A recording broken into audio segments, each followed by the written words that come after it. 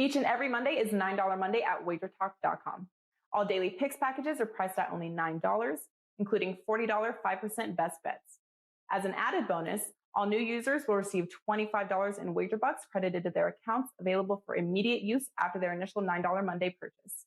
So make sure to take advantage of $9 Mondays at WagerTalk.com.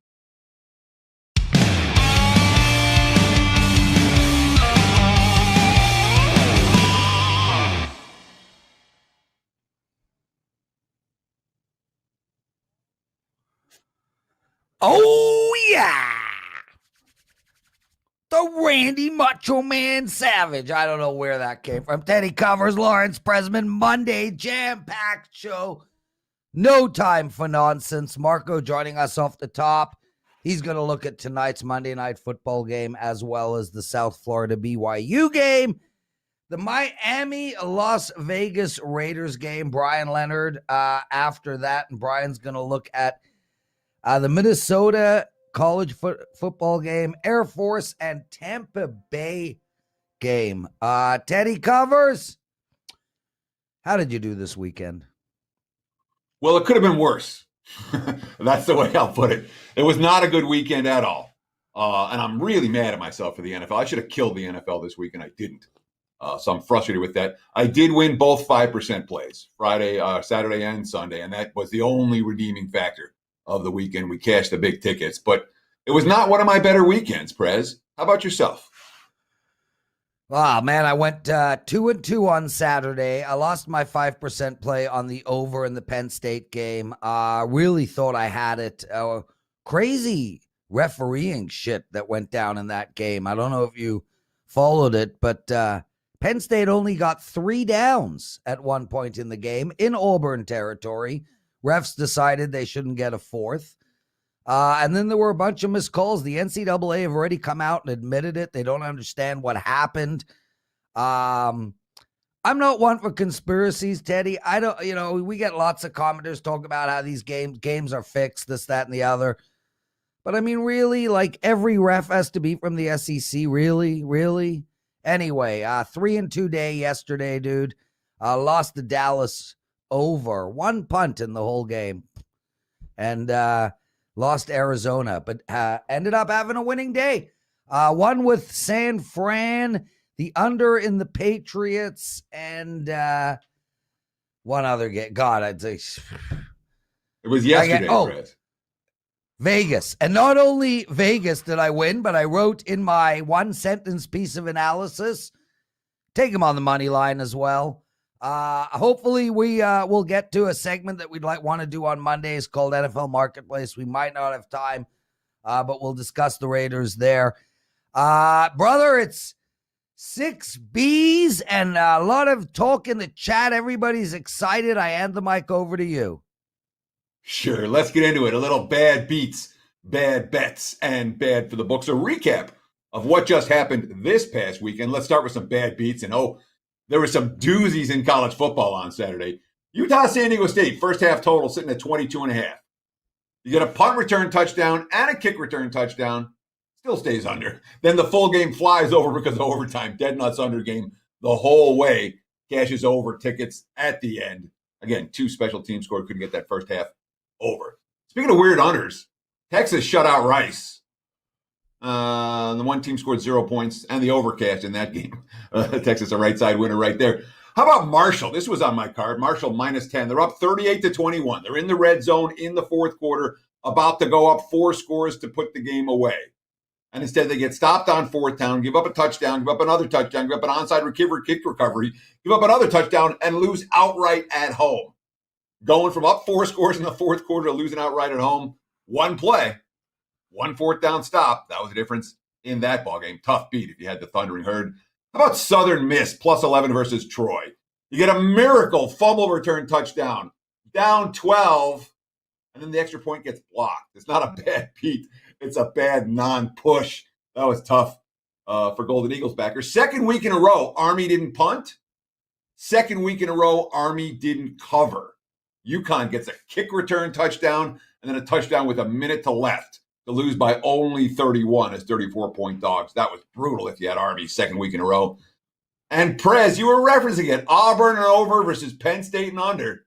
Came down to one play, 1 4th down stop late in the fourth quarter. Ends up being Penn State and under as opposed to Auburn and over. I still don't believe the play call. A fade to the corner of the end zone. Really? That's your best 4th down play? And let's not forget Boise's fumble return touchdown to win and cover. But oops, the whistle. They get the ball, but not the TD. And then they missed the field goal and end up losing outright at home to Oklahoma State. That was tough if you had the Broncos. Another dog day in the NFL yesterday, 9-6 to the Dogs. The Falcons are down 3 in the fourth quarter. You give up a TD, doesn't matter. They're plus 13. Then pick 6 and pick 6 to the same guy, Mike Edwards, who will absolutely get a Christmas card from me this year. Falcons ended up losing by 23 to the Bucs in a game they were down by 3 late. Colts, they got a defensive touchdown, and then they got a 2-point conversion try that was tipped at the line of scrimmage and caught by somebody else. He falls into the end zone. Then the Rams settle for a field goal on their last drive, equals a 3-point win, not a 5-point win. LA -4. That was no fun. There's some bad beats for you. What about bad bets? Nothing but Miami Hurricanes money on game day. Game's up to -7. Michigan State won that game by 3 touchdowns. They bet Washington State before kickoff. USC closed as low as -7. Trojans, hey, man, the plane went weird on the tarmac. They were down 14-0 early, and they scored 45 unanswered. All the Washington State money, that was bad bet. Toledo was a 2-touchdown favorite over Colorado State. Bet up after almost upsetting Notre Dame the previous week. Toledo lost 22-6 at home. Yesterday, lots of Bengals money.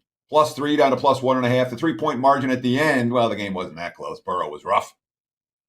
Cincinnati, a bad bet. Seattle money, hey, they were up by 2 touchdowns in the fourth. They lost the game outright. They were bet up to -6.5. That was a bad bet. Favorites win, no cover. Always good for the house. Cleveland, the Rams, Arizona. And the pros bet the Chiefs early. The Joes bet the Chiefs late. Bet the Chiefs late in particular. That was a bad bet. Bad for the books. Look, it was a game Bryan Leonard previewed last week right here on the show. Texas A&M opened -27. They closed -31. They won by 34 against New Mexico. That was bad for the house. How about the Alabama-Florida total? Opened 54.5 at Circa. Closed at high as 62 at South Point here in Vegas. Lands 60 in the middle. Most bettors that bet the over cashed, and anyone that bought back on the under cashed as well. That wasn't a good result for the house, and nobody bet Rice at all. All Texas money last week. There's another one that we talked about right here on Wager Talk today. The Longhorns win that game 58-0. That was a bad result for the house. In the NFL, bad for the books. Real simple. Nobody bet the Jags. The Jags lost by double digits at home to Denver. Nobody bet the Jets. The Jets lost by double digits at home to New England. Those were clearly the 2 worst results for the books in Sunday's NFL action. There you have it. Prez, bad beats, bad bets, and bad for the books. Back to you, my friend.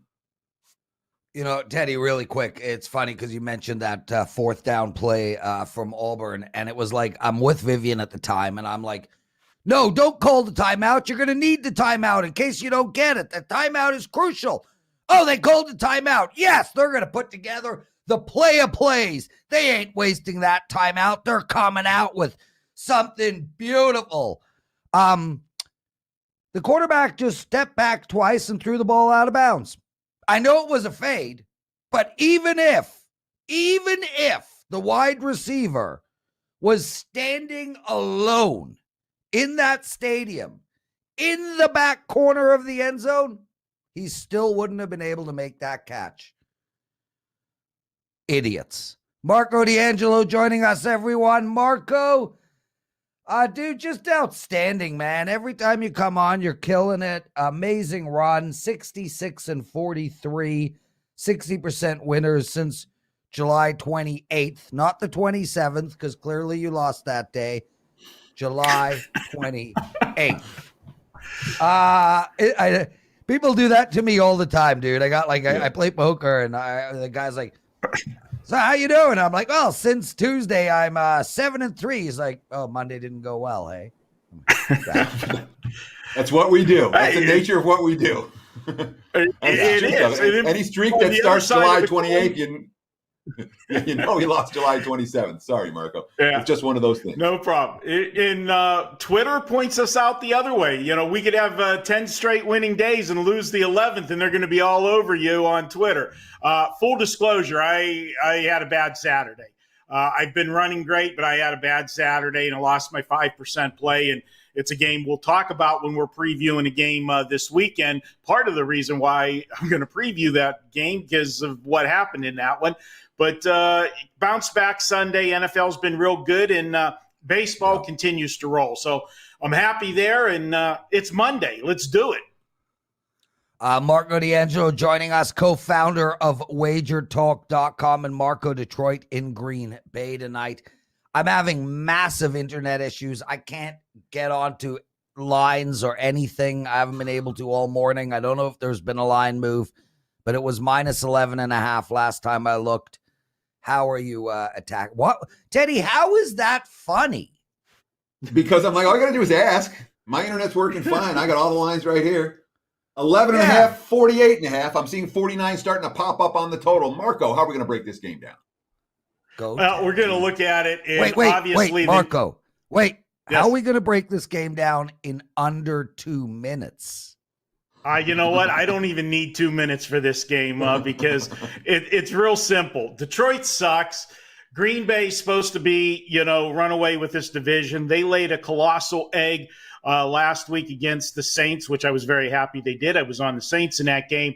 And then after the way the Saints looked yesterday, now you got to question, how good were the Saints, or really how bad is Green Bay? And everybody, the question mark is, does Aaron Rodgers still have the fire and desire to win at this level? That's what's been the big question. It's a nationally televised game. If he's going to show up, it's going to be tonight. And the Lions, well, the Lions are the Lions. And don't look at that final score from last week, because that is a very misleading final score. They were totally dominated in that game from start to finish until a couple late turnovers, a couple garbage touchdowns, an onside kick, and everything else that you want to throw in there that got them in the back door of the closing line of that game. I'm going to go ahead, lean to Green Bay in this game, look for Rodgers to get it done. Little stat, last 2 seasons off a loss, Green Bay is a perfect 6-0 the next week. This is a big number, but Detroit is bad. I'm laying or I'm passing, the way that Teddy would say, and that's the only way I can look at it, guys. Teddy says, if I'm playing, I'm laying. Anyway, Marco, before we go to Teddy's follow-up question, I just want to point out to everybody, Marco's on Bet On It, #1 show at Wager Talk, but a show that stood on the shoulders of giants, like the NFL presidential address. Anyway, what stood out to me, Marco, is if you watch the NFL presidential address, you'll hear the Prez do his analysis. I'm all over Denver because Jacksonville sucks. I am so proud that you came on Wager Talk today and used my style of handicapping in that segment where you just pointed out that Detroit sucks. You're learning from me, baby. Teddy, what's your follow-up question? So here's a follow-up, Marco, and it's real simple. I haven't found any person, not a wise guy, not a recreational player, not anybody, that's betting the Lions tonight. Not one. This line's already moved 2 points off the opener. And we saw Green Bay's loss last week kind of get devalued, in a sense, with the Saints' performance yesterday. When you have a game that you don't know, when you can't find any rationale to take one of the two sides, does that concern you when you see nobody's betting that side? Because I can't play a Monday Night Football game that I know every single person is betting one side. If I'm not playing contrarian, I'm not going to get involved. Are you the same way? Oh, I agree with you 100%. But this is the Monday football show, and we do have to talk about the Monday night game, as somebody put in the work order. So we are here. That's a little side joke here. But, that's why if I'm playing, I'm laying. But I can tell you, my customers are not playing in this game tonight as far as the side goes. No. Yeah. Well, guys, my customers are playing this game tonight. I have a 5% play up at Wager Talk. Thanks for the segue, Marco. It's $9 Mondays. Everybody's play at WagerTalk, only $9. My 5% play, $9. Head over and grab it. Marco, let's turn our attention to South Florida against BYU. Minus 23 for BYU. They're 3-0 on the season. They're playing a USF team that's 1-2. How, my friend, are you handicapping this game? Well, this is one of those games where basically handicapping one side of the ledger because if you look at South Florida, it's not very attractive. They're 1-2. The two step-up games they had against NC State in Florida, they got, pretty much blown out 45-0 against NC State. And then they snuck in under the number against Florida. But, Florida had somebody on deck, might have been named Alabama, that let them sneak in the back door. Well, I'm hoping for that to happen again, my friends. I'm hoping for somebody to look past South Florida, and I'm taking them plus the points against BYU. And why? Well, BYU, to me, is probably one of the biggest surprises so far this season. They're 3-0. Did not expect that from BYU this year. We've talked about it on numerous shows, how many teams are bringing back so many starters from last year because of the rule change with eligibility because of COVID last year. BYU was not one of those teams. They only brought back 11 starters. One of the starters that wasn't there also was a first-round draft choice quarterback, Zach Wilson. So not a lot of expectations for BYU, and here they are 3-0 out of the gate. They opened the season against a bad Arizona team, but that was here in Vegas. That was a kind of big deal because it was the first, game at Allegiant Stadium, blah, blah, blah, all the hype there. Then they go home and play Utah, their hated rival. Big game where Utah has owned them, I think, the last 5 years in a row. Big revenge spot, and they played a magnificent game against Utah. Full disclosure, this was my 5% play last weekend that I lost on Saturday. I had Arizona State against BYU because of the spot. I didn't think BYU could get it up for 3 weeks in a row, and they brought it. They played well. They got the win, but it was a very misleading win. I'm not making excuses for my loss, but what I want to point out, you have to look at the games and look at the statistics. Arizona State had 4 turnovers in the game. You're never going to win a football game with 4 turnovers. Not only that, if it wasn't bad enough, they were giving out footballs like Christmas presents on Saturday. Penalties, 16-3 differential in penalties in that game. 112 yards BYU got through penalties from Arizona State. That's why Arizona State lost the game. And the final margin of 10 is misleading because BYU punched in one with under a minute to play for the final margin. I don't see them winning by a big margin this week after 3 big games. And, oh, by the way, who do they play next week? Utah State. Might not be a big name, but for BYU, it is. That is a rivalry game for them as well. And I'm looking for them to win but not cover. Go ahead, Teddy. I'm ready for you to fire at me. So I played USF in the Florida game, and I cashed my ticket, and I was extremely lucky to cash that ticket. And I said, I'm not playing this team again because they're really bad. I mean, they were down 42-0 at half in that game. It was no contest. And then, as you mentioned, the Gators started looking forward to Alabama, and we got a backdoor touchdown with like a minute left, and that was that. We got the money, but it wasn't right. And USF got annihilated in that game. One of the advantages that BYU has over other programs is that, of course, the Cougars kids that come and play, they're coming back from their Mormon missions, many of them overseas. So their sophomores and juniors are like 22, 23 years old, much older and more physically mature than sophomores and juniors and seniors on other teams. When BYU faces a team like USF, can't they just hand the football off, even if they're flat as a pancake, and just run the ball down their throat and win this game? I don't know, 42-0. That's my biggest concern here for a USF team that, this Provo's a long way from home for the Bulls. I can't disagree with you, but do you really want to lay this many points with this offense? The offense has not been stellar. I mean, they have yet to break 27 points. That was their season high the last game, and they got that in the final minute of the game. Now, I'm not going to try to say that South Florida is an Arizona, a Utah, or an Arizona State by any means, but still, yeah, they are more mature, but they're still 22 and 23-year-old kids that have had a 3-week ride that, is been pretty special for them. They beat 2 Pac-12 teams in your arch rival, and then you got your other arch rival up next. If they can do it, so be it. I don't think they're going to get 16 penalties this week in their favor, and hopefully South Florida doesn't hand them 4 turnovers this week either. This is a big number for a BYU team. Marco, D'Angelo, everybody.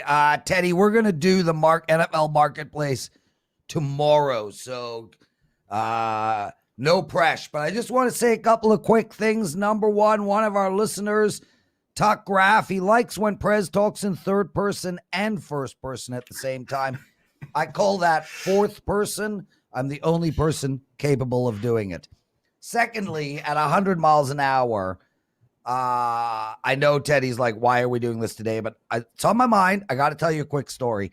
I'm skiing in Park City. I get on a plane. There's like 8 people on the airplane, literally 8, flying to Toronto. It's me, my buddy, and 6 kids going for their first Mormon mission. I'm like, oh, what stick did you draw? Where are you going? They're like, Thunder Bay. So Thunder Bay is 24-hour drive north of Toronto. It's literally below the North Pole.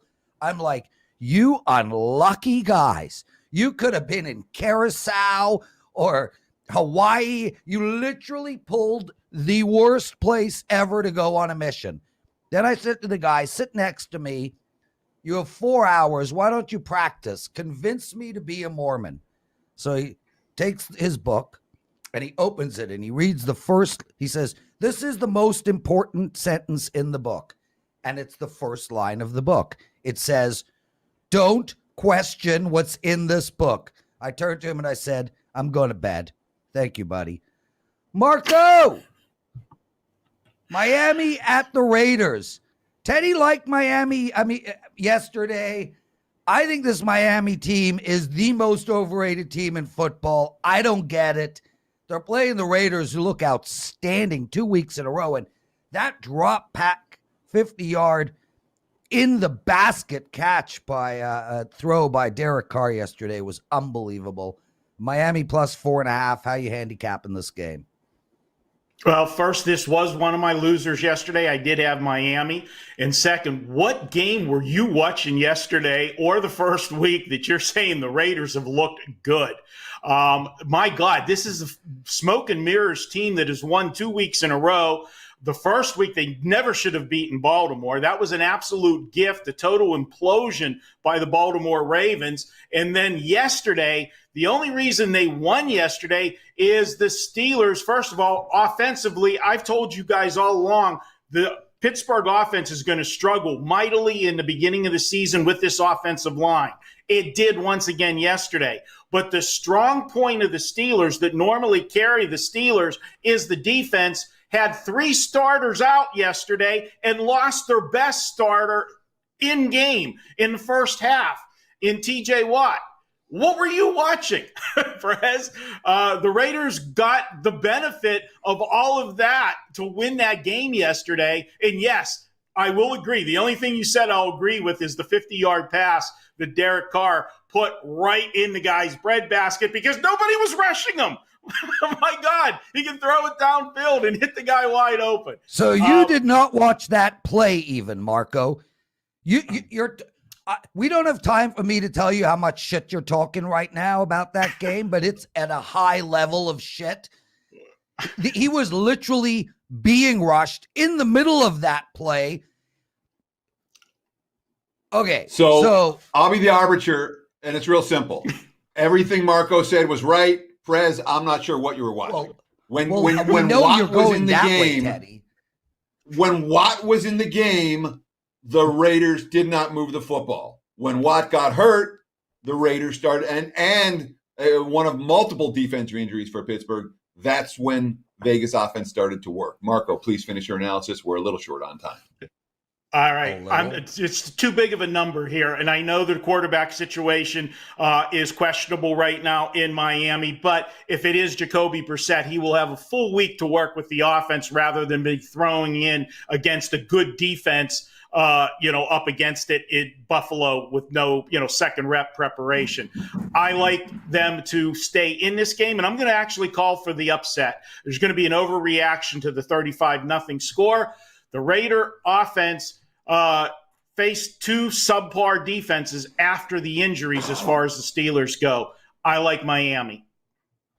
Marco D'Angelo, thanks for joining us, bro. It's $9 Mondays. Do you have something up for the clients today? I do. I have my NFL two-team teaser of the week up right now. It's $9 until midnight. Goes back to 25 after that. Get the hell out of here, brother. Guys, stay with us. We got Teddy's big game breakdown. We're going to do the NFL marketplace tomorrow. And, of course, Bryan Leonard and the daily presidential address. We'll be right back in 15 seconds. Each and every Monday is $9 Monday at WagerTalk.com. All daily picks packages are priced at only $9, including $40 5% best bets. As an added bonus, all new users will receive $25 in wager bucks credited to their accounts, available for immediate use after their initial $9 Monday purchase. So make sure to take advantage of $9 Mondays at WagerTalk.com.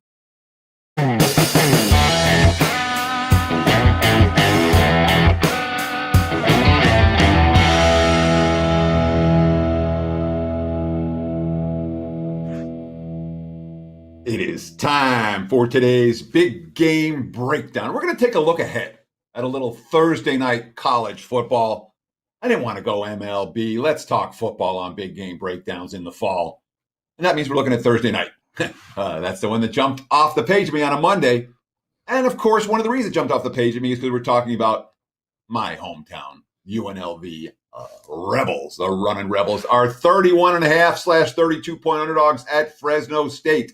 And you've heard me say it here. You've heard me say it on other shows. You cannot make money betting bottom feeders in college football. Can't do it. That said, every rule has an exception. They all do. And that's why this game's here. All right, big game breakdown for me. Smaller bets I like, but smaller bets, the clients are going to get the bigger ones. And this is one situation where I am willing to break that rule. Short turnaround matters. All right. And there's no bigger game for Fresno than the win they had over UCLA. At least until they have a 3-game stretch of Nevada, San Diego State, Boise in November. It's a mother of all flat spots. 5th game in 5 weeks already for Fresno. And to say they left it all on the field last week, they left it all on the field against UCLA. There was like 7 lead changes in the 4th quarter of that ball game. 4 lead changes in the final 7 minutes of that ball game. Wild back and forth. The quote, by the way, from DTR, UCLA's quarterback, we definitely made it tough on ourselves. We made mistakes. We made mistakes and bit ourselves in the foot too many times. A criticism of UCLA, not a Fresno played great. And you saw it. Haener at the end of the game, he threw for 455 yards. He limped off the field. And now he's got to play on a Thursday night and win by 32 points or more. It's just too many points, given the situation, given the spot, given how bad UNLV looked against Iowa State on Saturday night. Fresno, not Iowa State in the trenches. Too many points. Give me the Rebels. Plus 31.5. And again, no rush to bet this. You'll find 32. You might find higher than that between now and kickoff. UNLV's the play. And there's your big game breakdown. Prez, back to you. Theodore Covers. Oh, my God. Okay, brother. No Bryan Leonard right now. So we're moving into the NFL marketplace. Cue the music. NFL marketplace. It's time. That's pretty good music. Look at your face, dude. Your face is the reason I'll be doing the NFL opening. Yeah. For me to just give you that blank look. If you want a full breakdown of all the NFL line moves, make sure to stay tuned for the NFL opening line report, 10 a.m. Pacific time, 1 on the East Coast. Right after this show, I'll be doing that show. We'll go through every single game on the board, myself and Drew Martin, like we do every Monday. But, Prez, where do you want to go with your Monday morning thoughts in the NFL? Sing the song, Teddy. NFL marketplace. It's time. Okay. I'm in a weird mood today. Guys, hit that like button, please. Teddy, buy or sell. If you want to add a sentence or two, please feel free. 2-0 Carolina Panthers, a dominant victory yesterday. Are they a buy or sell team moving forward? Neither. Okay, I've got Carolina over their season win total. All right. I think we're going to make money with the Carolina Panthers this year. I really do.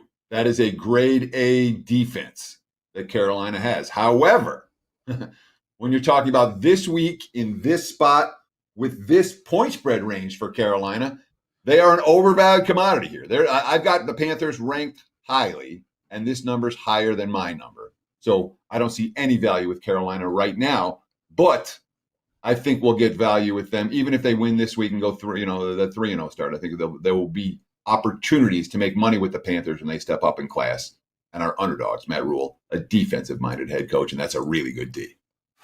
Yeah, and you know what? I'm 100% aligned with you on that take. I think the line is too high for this week, but I do think they are a team that I'm going to look to bet on moving forward, and a team I'm going to look to play unders with. Their front line was just exceptional yesterday. That D looks like it's coming together nicely. I think Carolina is a buy team, but I think the line for this coming week is too high. Well, we mentioned the Raiders, and I know Marco thinks it's smoke and mirrors. I don't, Teddy, because I understand the art of quarterbacking. I used to be a quarterback. I don't know if you know that. I would have made the NFL, but I blew out my knee. Oh, shit, wait, I'm Canadian, not American.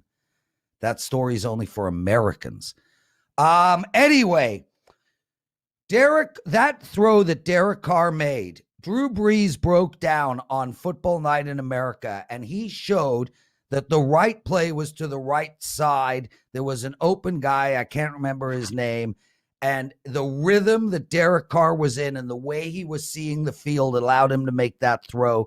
And I think that's what we've seen from the Raiders 2 weeks in a row, is that Derek Carr is finding the rhythm that he needs. I am all over the Raiders, not necessarily this week either, but I think the Raiders are a buy team and a team I'm looking to play on and to take overs with moving forward. You? So I wouldn't argue with any of your points there. I really wouldn't argue with any of them, with the exception of that, Drew Brees liking the check down throw is no surprise. Drew Brees liked every check down throw. Yeah. For the last eight years of his career. It was all check downs for the Saints.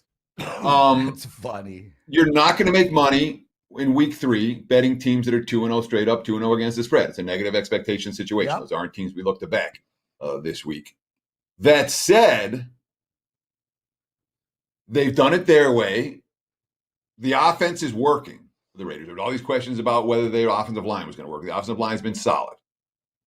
And the defense so far has been working for the Raiders, give or take. I mean, the Raiders are not an elite team. I don't know, they're a playoff team. At best, they're the third best team in that division. I'm not going to go crazy with Vegas, but can they win 9 games? Sure, they can win 9 games.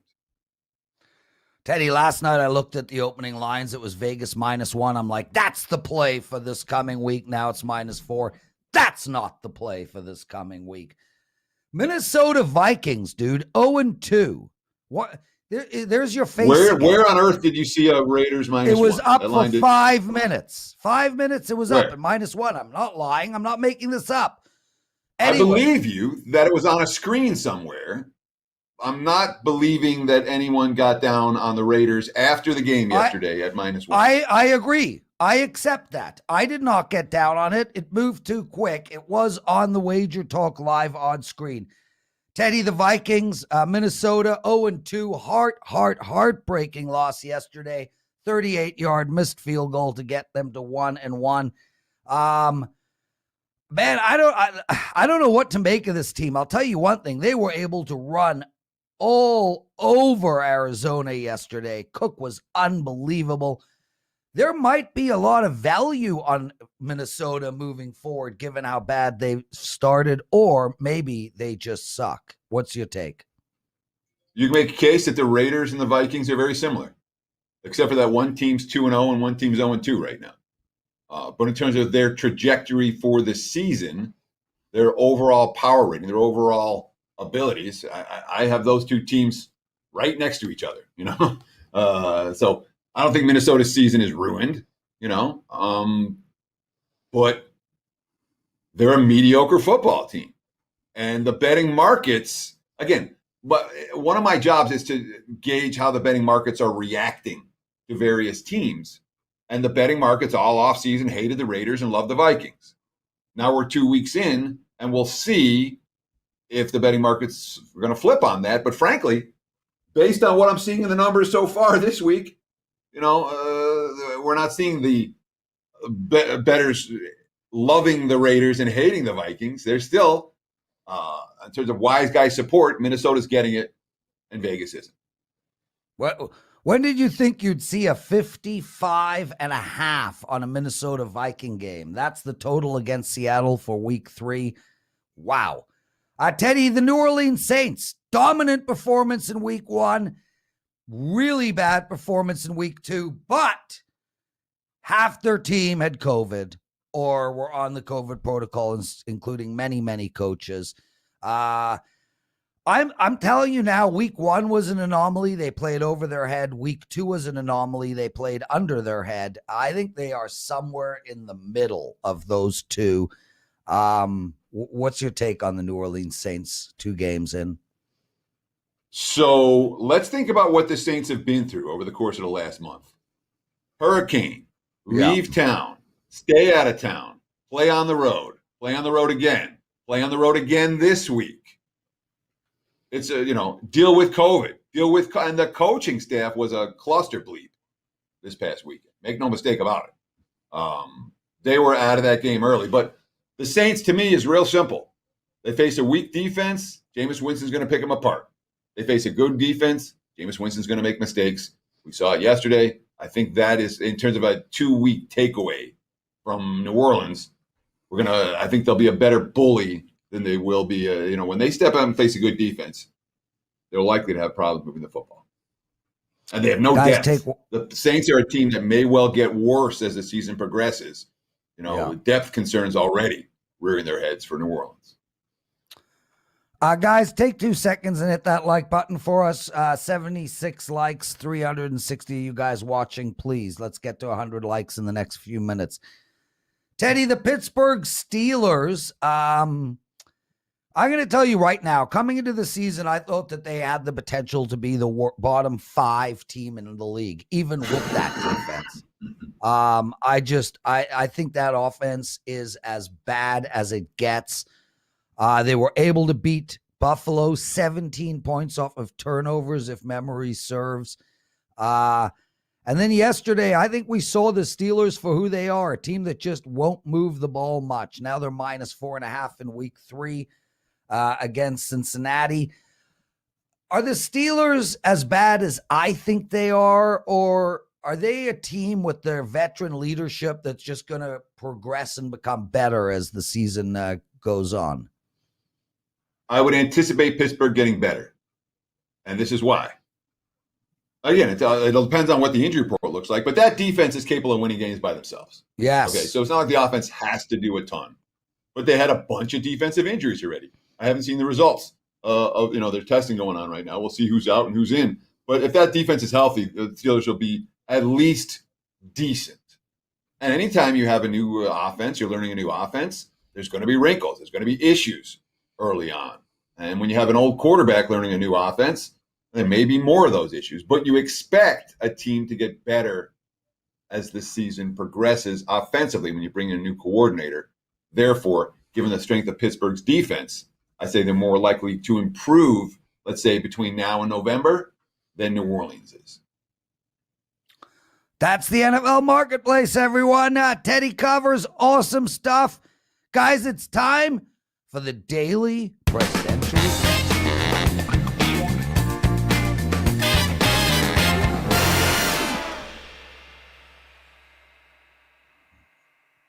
Oh, yeah.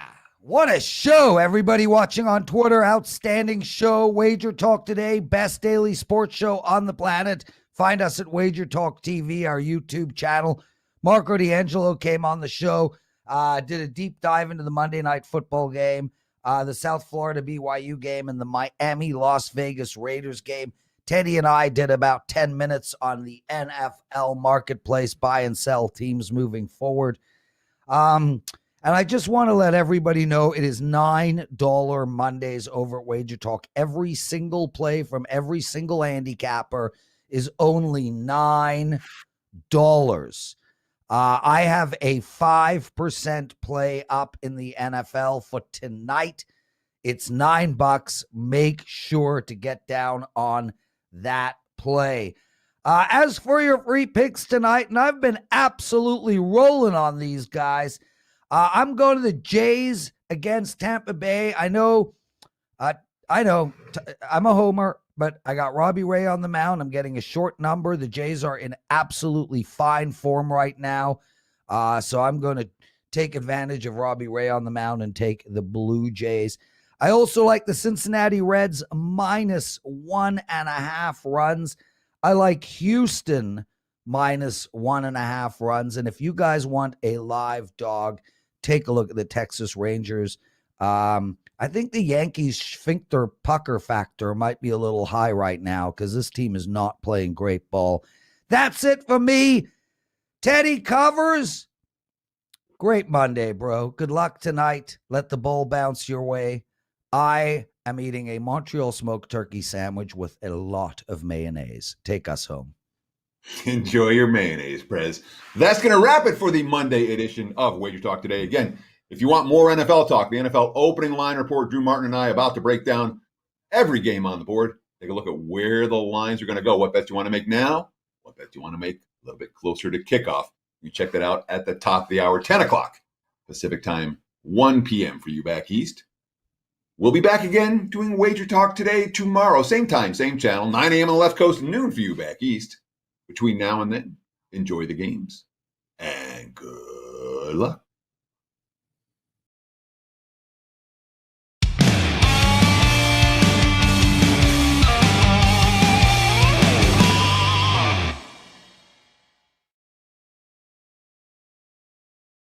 Why pay regular price when you can save money on every purchase with WagerBucks at both WagerTalk and Sports Memo? WagerBucks are now eligible for use on not just daily, 3-day, and 7-day passes, but all long-term and seasonal